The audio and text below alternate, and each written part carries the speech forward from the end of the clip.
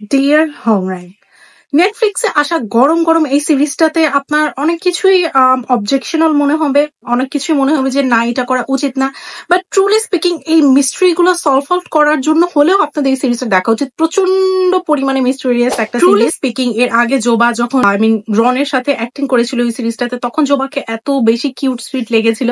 ঠিক সেম ওয়েতে আমার আবার এই সিরিজটা দেখে অনেক বেশি ভালো লেগেছে, বিকজ এখানে নতুন একটা ক্যারেক্টার, নতুন একটা স্টোরি, এবং সবচেয়ে বড় কথা হচ্ছে এনসেন্ট কোরিয়ান হিস্ট্রিতে কোরিয়ানসরা কেমন ছিল এবং কিভাবে তাদের ট্রেডিশনস গুলো মাস্ট ফলো করতে হতো, ওটার পাশাপাশি সবচেয়ে বড় কথা হচ্ছে এই সিরিজটা পুরো মিস্ট্রিয়াস। একটা বিজনেসম্যানের ছেলে হারিয়ে যায় এবং ছেলে হারানো যাওয়ার পর তার হাফ সিস্টার কিভাবে তার জন্য ওয়েট করতে থাকে, তার মা বাবা কিভাবে তার জন্য ওয়েট করতে থাকে, এবং সবচেয়ে বড় কথা হচ্ছে আরো কত মানুষজন এসে এই জায়গাটাকে নিতে চায়, লাইক প্রিন্সের জায়গাটাকে নিতে চায়।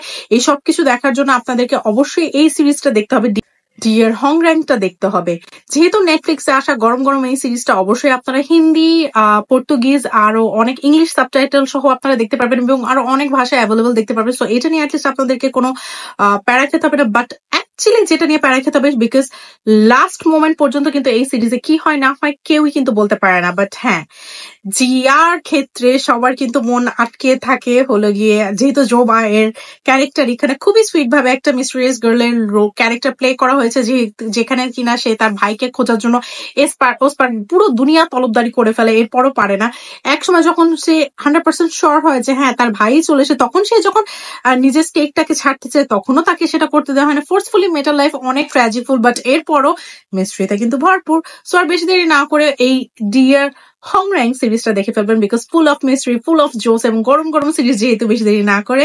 ও বাই দ্য ওয়ে, আপনাদেরকে ইন্টারেস্টিং ফ্যাক্ট বলে দিই এই সিরিজটা সম্পর্কে। এই সিরিজটাকে কিন্তু IMDb রেটিংস এ 8.5 এবং মাই ড্রামা লিস্টে 7.4, অন্যান্য ক্ষেত্রেও কিন্তু 8, এমন কিনা মুভি রিভিউ এর ক্ষেত্রে 4/5 রেটিংস দেওয়া হয়েছে। পার্সোনালি আমার রেটিংস এর কথা যদি বলতে চান, তাহলে আমি অবশ্যই এই সিরিজটাকে অ্যাটলিস্ট 8.2/10 দিব, বিকজ এই সিরিজটা অনেক বেশি ইন্টারেস্টিং। যেটা আমি বললাম যে একদম লাস্ট মোমেন্ট পর্যন্ত আপনারা টের পাবেন না। 11টা এপিসোডের এই সিরিজটার ভেতরে আপনারা full of mystery, full of action, full of drama, full of emotions, full of romcom জিনিসটা দেখতে পারবেন। সো আর বেশি দেরি না করে, যেহেতু হলিডে ভাইব অন আছে এবং যেহেতু এতদিন ছুটি আছে, সো ঈদটাকে আরো বেশি সুন্দরভাবে সেলিব্রেট করুন ডিয়ার হোমরাং এর সাথে।